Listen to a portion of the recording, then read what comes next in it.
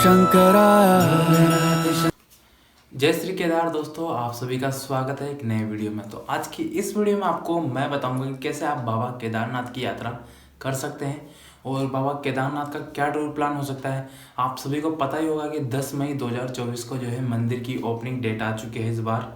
तो पिछली बार जो लोग दर्शन नहीं कर पाए वो इस बार जाने की सोच रहे हैं, और इस बार भी वो दर्शन कैसे करेंगे और क्या बजट आने वाला है इस यात्रा में, आपको मैं सब कुछ डिटेल में बताऊंगा। कौन सा समय अच्छा है केदारनाथ धाम जाने के लिए और किस टाइम जो है आप दर्शन कर सकते हैं, वहाँ दर्शन करने में कितना समय लगेगा।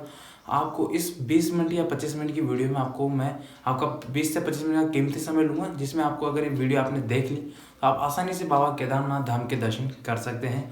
और बजट भी आप इस वीडियो में जान लेंगे आज कि हमें कितना बजट लगेगा। पूरी टूर प्लान बताऊँगा आपको, जहाँ से यात्रा के आपकी स्टार्टिंग होगी और जहाँ से आप यात्रा ख़त्म करेंगे, तो सब कुछ बताऊंगा। अगर आप चैनल पर नए हैं तो चैनल को भी सब्सक्राइब कर लीजिए। बाकी आप मुझे इंस्टाग्राम फेसबुक फॉलो भी कर सकते हैं। और अगर आपको वीडियो अच्छी लगे तो आप जरूर इस वीडियो को शेयर जरूर करना अपने दोस्तों के साथ जिनके साथ आप बाबा केदारनाथ की यात्रा करना चाहते हैं। तो चलिए वीडियो को शुरू करते हैं।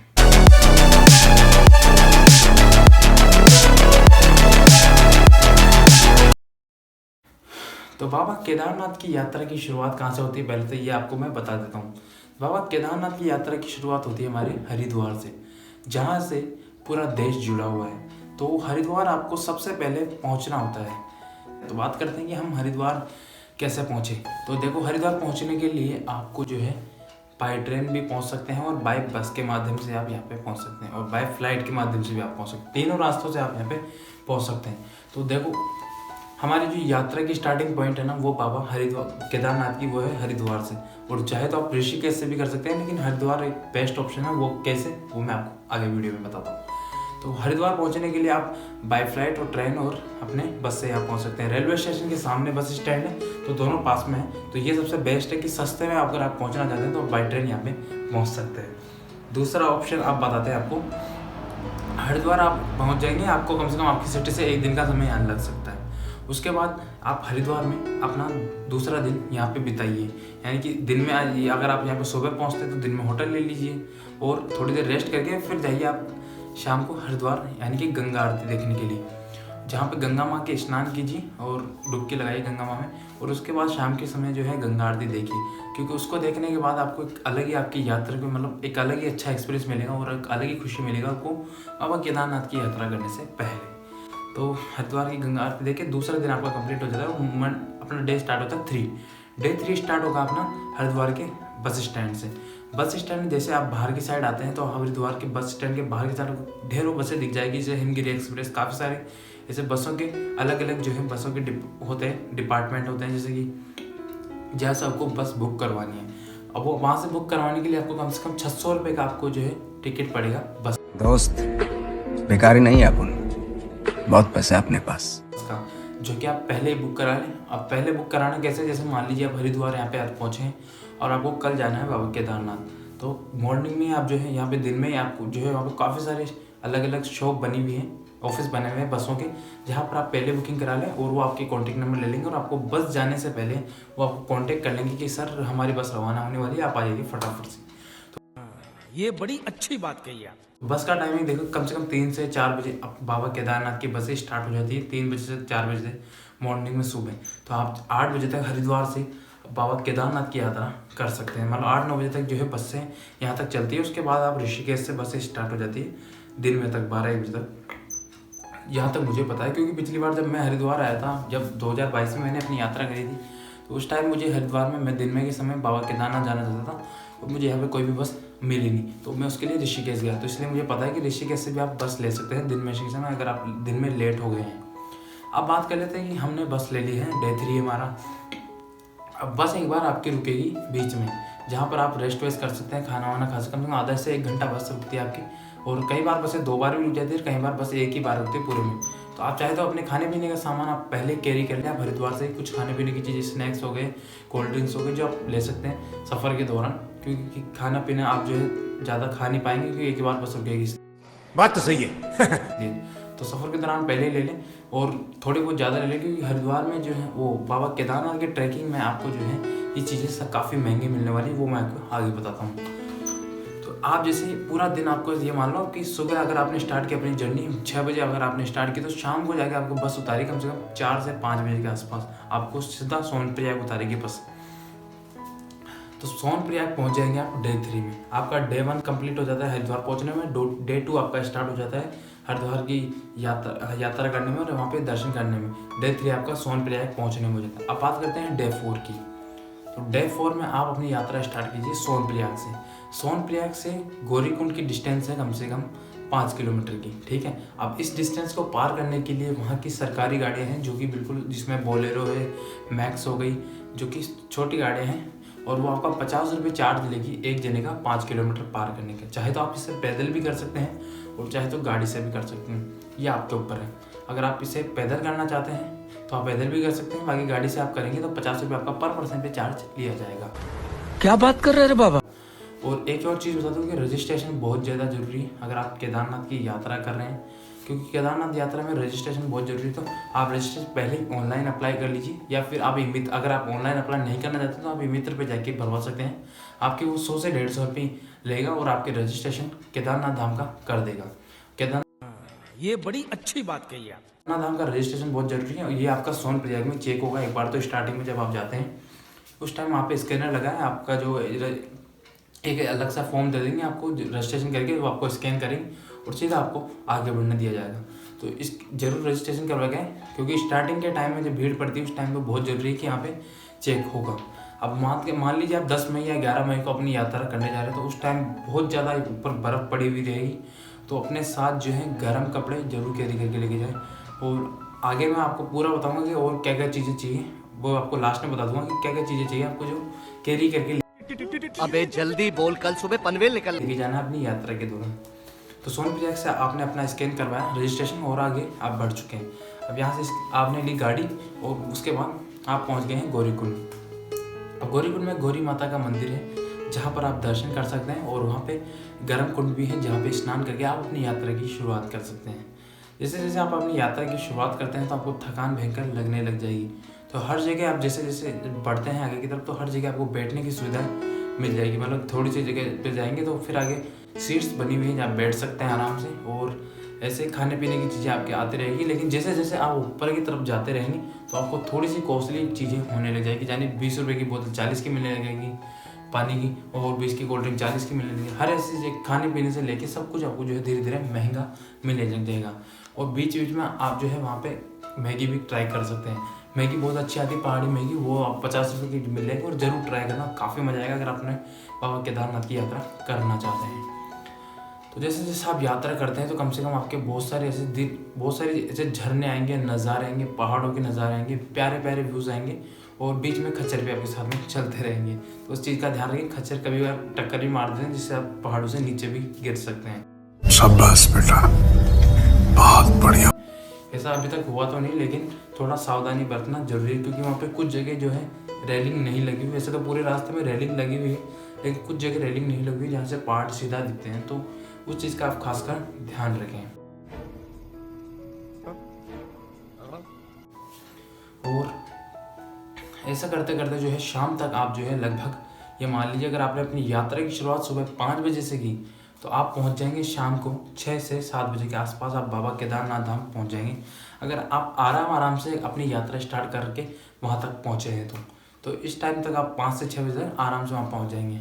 क्योंकि जो केदारनाथ धाम का ट्रैक है वो वैसे तो आप मानते हैं कि 16 किलोमीटर, आपने बोर्ड पे देखा होगा केदारनाथ धाम का ट्रैक 16 किलोमीटर, लेकिन असलियत में वो ट्रैक माना जाता है कि वहाँ के लोगों के द्वारा बताया कि 21 से 22 किलोमीटर वो ट्रैक माना गया।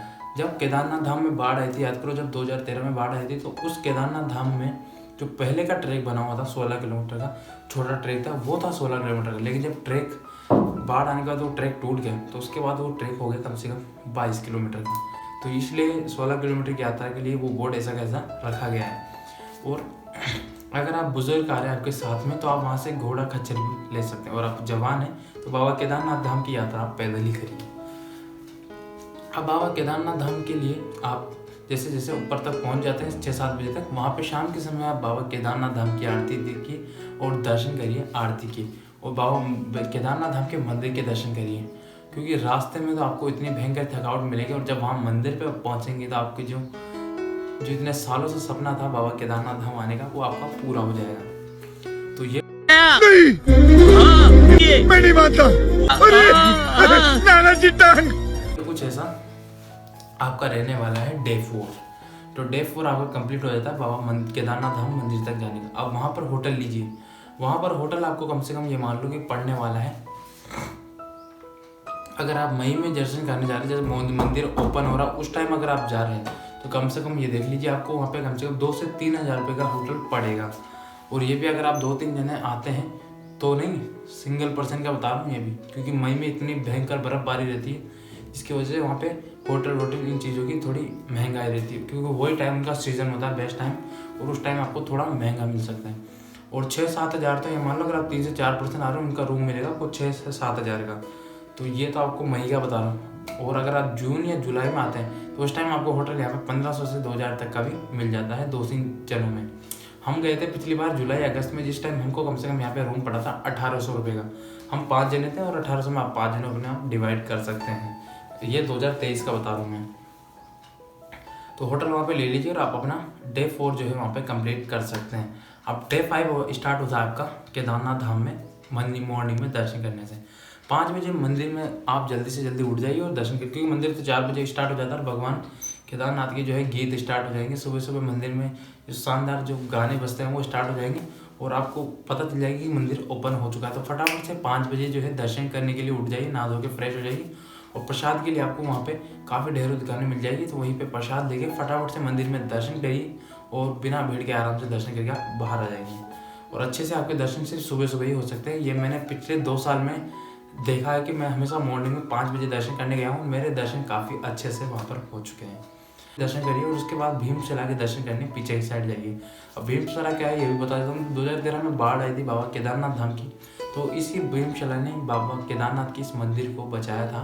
और भीमशिला ऐसा माना जाता है कि साक्षात जो भीम थे पांडव में, वो भीमशिला के नाम से है, जिन्होंने बाबा केदारनाथ धाम के मंदिर को बचाया था पहाड़ों पे से आके। यानी जब बाढ़ आई थी तो पहाड़ों से उन्हीं बाढ़ के अंदर ये पत्थर आया था, मंदिर के बिल्कुल पीछे पीछे लग के मंदिर के पानी को 2 दिशाओं में बदल दिया था और मंदिर ऐसे कैसे बचा रहा था। तो ऐसा कुछ कहानी है यहाँ तक की। और उसके बाद माना जाता है कि इस मंदिर का निर्माण जीर्णोद्धार आदि शंकराचार्य ने कराया था, जो कि भीमशिला के और भी पीछे की साइड है। थोड़ा सा आप पैदल चलेंगे तो 100 मीटर के आसपास वो मंदिर आपको दिख जाएगा, जहाँ पे आप भीमशिला के पीछे की साइड आप आदि शंकराचार्य जी के भी दर्शन कर सकते हैं। ऐसे दर्शन करते करते जो है आपको कम से कम 1 से 1.5 घंटा हो जाएगा। और उसके बाद मेन दर्शन होंगे हमारे बाबा भैरवनाथ के, जो कि बाबा केदारनाथ मंदिर के रक्षक माने जाते हैं। और ऐसा माना जाता है कि बाबा केदारनाथ धाम के दर्शन अगर आप करने आ रहे हैं तो बाबा भैरवनाथ के भी दर्शन आपको करना जरूरी है। तो वहाँ पर भी आप दर्शन करिए और उसके बाद आप वहाँ से जो प्यारा व्यू दिखता है केदारनाथ मंदिर को और आसपास की जो पहाड़ों का, वो आपको एक अलग ही अनुभव मिलेगा और मन में एक अलग ही खुशी मिलेगी, आपने बाबा केदारनाथ के दर्शन कर लिए। तो ये कुछ प्रोसेस रहने वाला है। और 5वें दिन में आप जाके पहुंचेंगे बाबा केदारनाथ धाम, यानी 4थे दिन में आप पहुंच जाएंगे और 5वें दिन में आपके दर्शन हो जाएंगे। और 5वें दिन में अगर आपको उतरने के बता दूं तो आप दिन में 12 बजे तक सुबह दर्शन कर लीजिए और आराम से फोटो क्लिक करवाएं। जो आप थोड़ी देर बैठिए मंदिर के सामने, थोड़ा से एक अलग ही पॉजिटिव फील आपको आने वाली है। तो ये आपका 5वें दिन में आप 12 बजे तक मंदिर से वापस नीचे की तरफ उतर जाइए। और ऐसा क्यों कह रहा हूँ ये आपको मैं बता देता हूँ, क्योंकि शाम के टाइम वो जो है वहाँ पे अंधेरा होने लग जाता है और ज़्यादा जगह जो है उजाला नहीं है। तो इसलिए आप वैष्णो देवी के ट्रैक में तो आप पूरी रात ट्रैक कर सकते हैं, लेकिन आप बाबा केदारनाथ के धाम में पूरी रात ट्रैक नहीं कर सकते। आप सुबह शाम कर सकते हो, क्योंकि वहाँ पे ज़्यादा लाइट्स की सुविधा नहीं है। तो इस चीज़ का ध्यान रखते हुए इसलिए मैं आपको बता रहा हूँ कि दिन में आप 12 बजे अपने ट्रैक जो है वापस नीचे रवाना हो जाए। और ये मान लीजिए आप शाम को वापस 5-6 बजे तक नीचे पहुँच जाएंगे, क्योंकि चढ़ाई में ज़्यादा टाइम लगता है लेकिन उतरने में ज़्यादा समय नहीं लगता। तो 5 से 6 घंटे में आप उतर जाएंगे और शाम तक आप जो है नीचे आपको बस मिल जाएगी, अगर आपने 5-6 बजे तक बस ले ली तो। क्योंकि 7-8 बजे तक आपको जो है हरिद्वार जाने के लिए बस नहीं मिलेगी। तो उसी डे में आप जो है 5वें दिन में ही आप हरिद्वार के लिए वापस बस ले सकते हैं। तो ये प्रोसेस होने वाली है बाबा केदारनाथ धाम दर्शन करने की। तो अब ये बात कर लेते हैं कि हमारा बजट कितना आएगा इन सभी को करने में, और होटल हमें कितनी जगह लेने पड़ेंगे, खाने पीने की क्या सुविधा मिल रही है।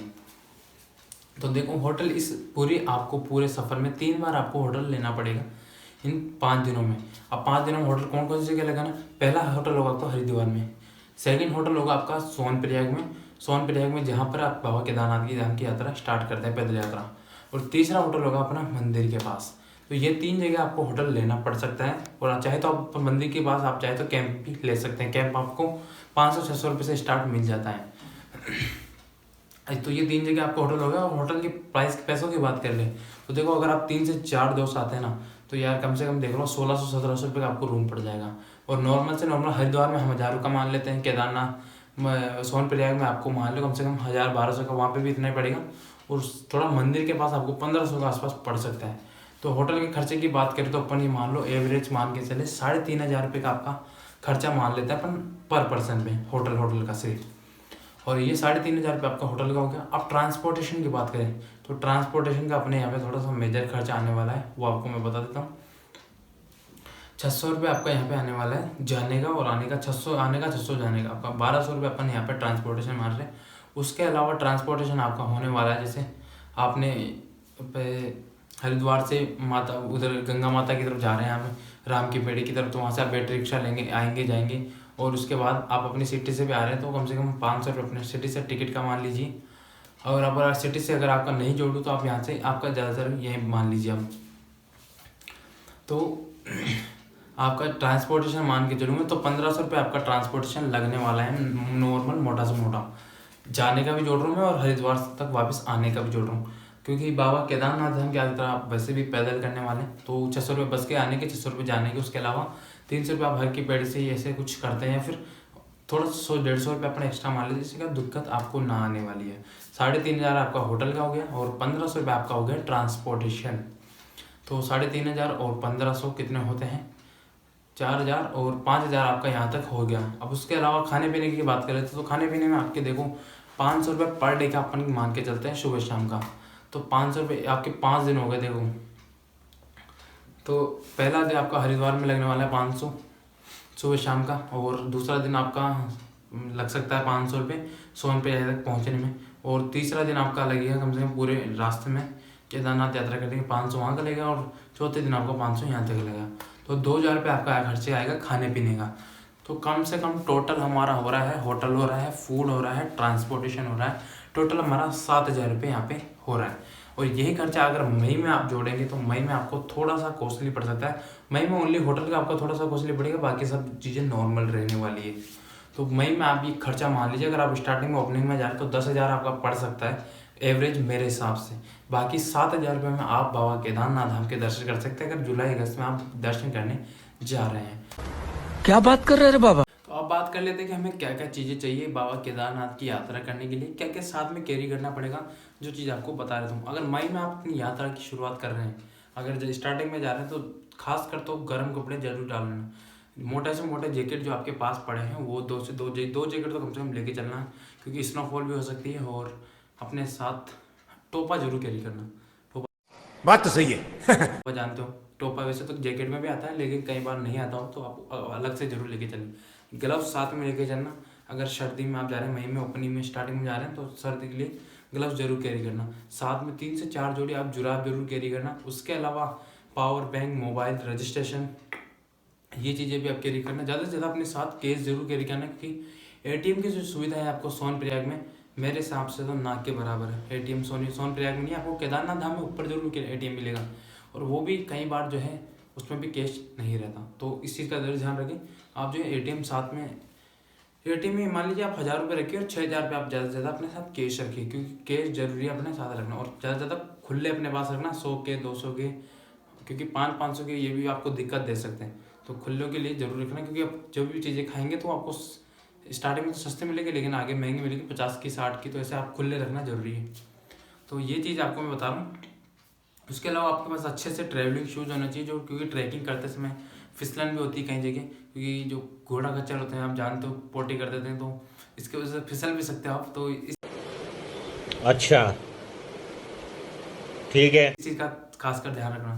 तो अपने साथ ट्रैवलिंग शूज़ रखना बढ़िया वाले, और ट्रैवलिंग अच्छा सा बैग होना चाहिए आपको। अगर आपके पास बैग नहीं है तो आप मेरे वीडियोस देखना। इस वीडियो में आपको लिंक डिस्क्रिप्शन में दे दूंगा, वहाँ पे आपको वीडियो मिल जाएगी।